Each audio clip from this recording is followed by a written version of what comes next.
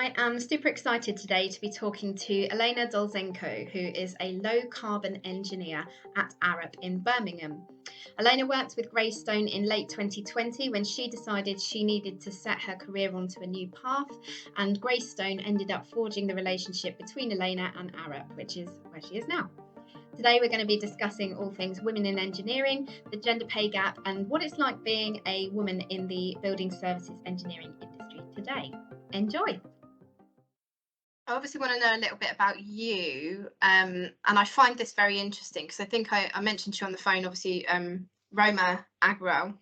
I don't know if you know of her. So she wasn't even suggested building services as a career choice, despite the fact that she studied physics and maths and everything. So that blew my mind. Sasha Kristanovic, who obviously won Engineer of the Year last year, similar sort of thing. Really, there was a lot of bias,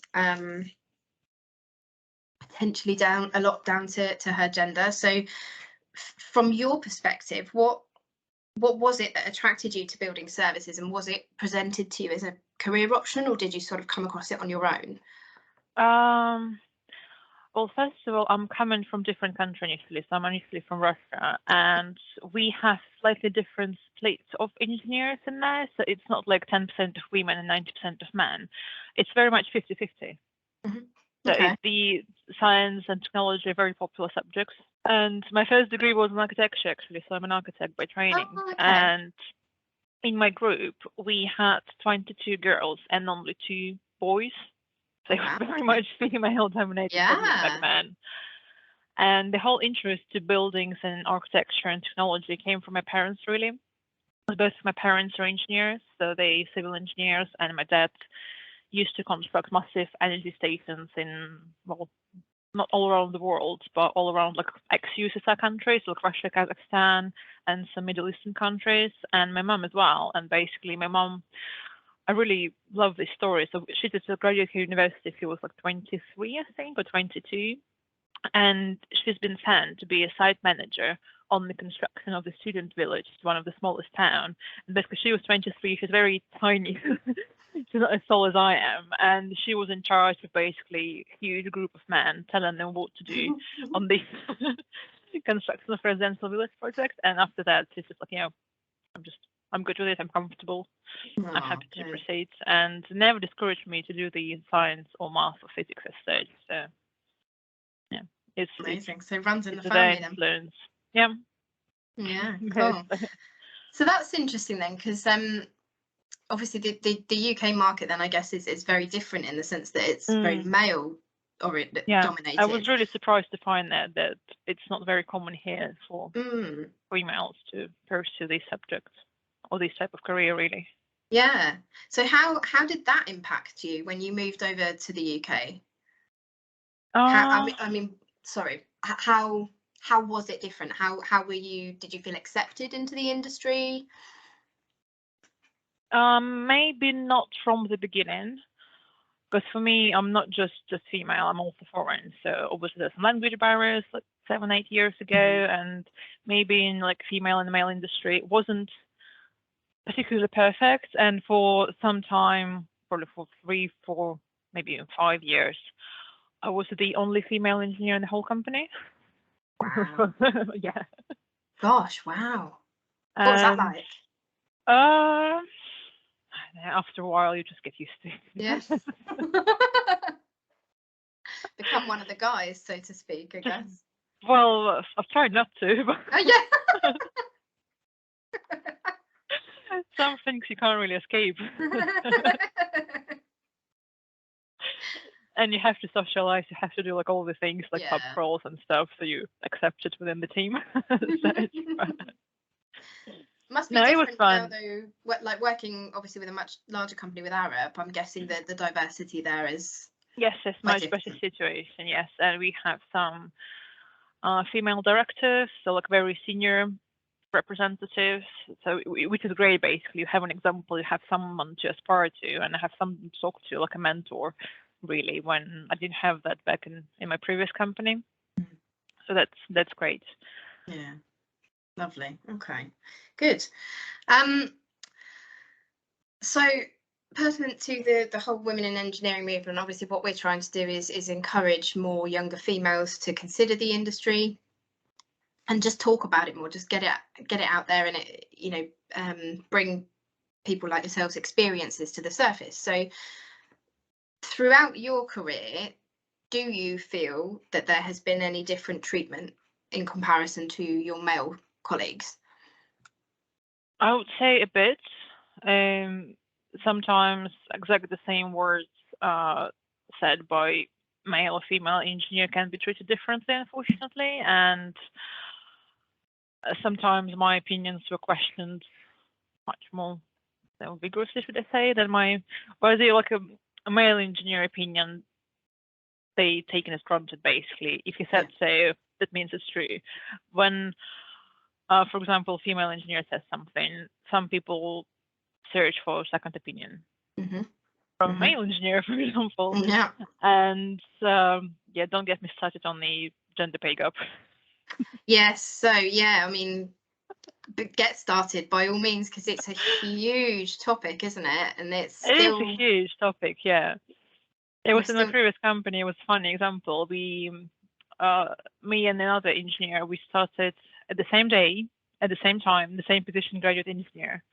But we compared our journey like after 5, 6 years, like salary wise, and the difference is staggering.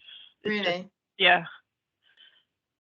Why is that though? I mean, is it? I mean, it's got to be down to gender, I guess. If there's literally no other discrepancies between the two of you, how is that going to be combated? Like, how can what can the industry do to combat that?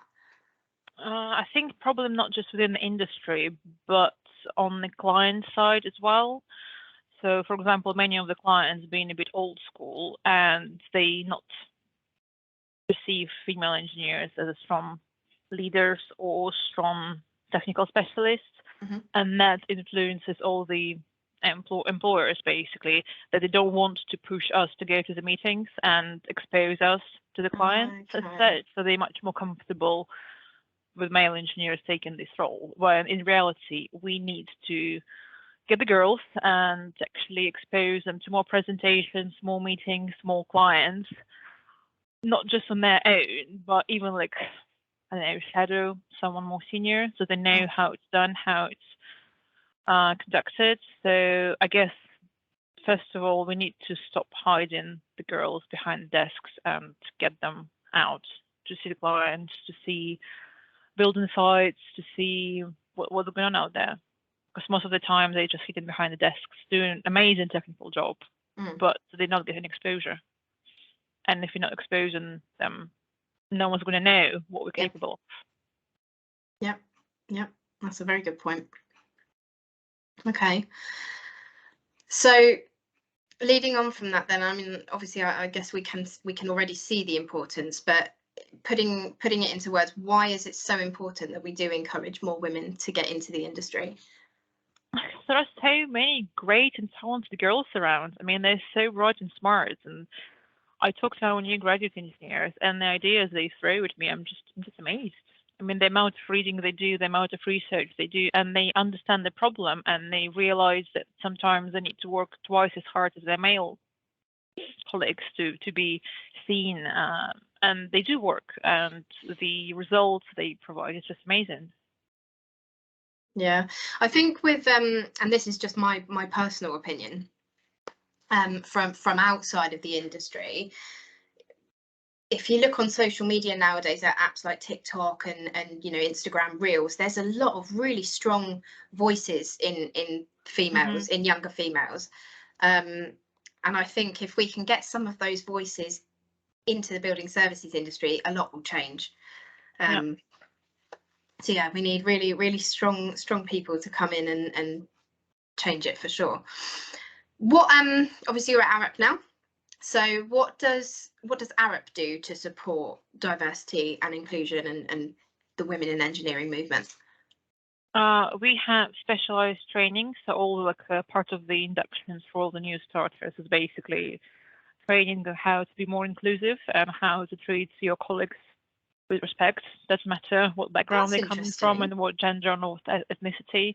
And also we have once or twice a month, like a lunchtime talks, like women, not just in engineering, just women in the company. So what we do and who they are and how we can do better, really. Nice. And also this mentoring scheme when you can be assigned or just have a more senior member of the team, like female or male, who will support you through your journey. Nice. And have those things, again, have they made a difference to you personally? Yes, and I think one of the amazing things that I found in Arab, when they just started, we basically, the whole Building Midlands team split in smaller teams. And in my smaller team, for the first time in my life probably, we had more female engineers than male engineers. Like as a mix of Wow. this engineering team. I know I've never had this before. That's amazing. Yes, but it's been mixed again, but still it's Yeah. not 50-50 split, but Yeah. certainly not like 90-10%. It's getting Yeah. better. Yeah. Good. A couple of the consultants at Greystone have mentioned how busy the Midlands are. Are you experiencing that as well? You are. Definitely, yeah. How like how is it busy in the sense of there's just a lot of work, or do you think, because I think what we're identifying is that potentially a lot of businesses are actually going to be opening up like hubs in the bigger cities, so like Birmingham, Manchester, Leeds. Is that the sort of thing that you can also see happening? I think that be a good possibility, yes, and particularly in Birmingham, the whole city being redeveloped now. I mean, Yeah. I look out the window, I can see building sites just all over Everywhere. There's a crane, there's scaffolding going up. So yeah, I mean, I think it's just good time to be outside of London, I should say, because all the major cities being redeveloped, so it's Manchester, Newcastle as well. Yeah. And for Birmingham, with HS2 coming, I think everyone's just got into these markets and trying to build something. Yeah. Or refurb. And with Birmingham, we have Commonwealth Games coming actually this summer already. And forget where we are. The last couple of years, it's just I lost the track of time in the last couple of years. And yeah, it's just great to see all the new developments popping here and there. And yeah, good. And it's great. But it's not just Birmingham. I mean, our office works for all around the world, really. Yes. So, and it's it's a number of jobs and also the volume of jobs, because some of the clients come in with big portfolios, like thousands and thousands of buildings, and they want us to look at all of them. Wow. Gosh. And we can't really say no. Yeah. Oh well, we can't complain at being busy, can we? It's good. No, definitely no.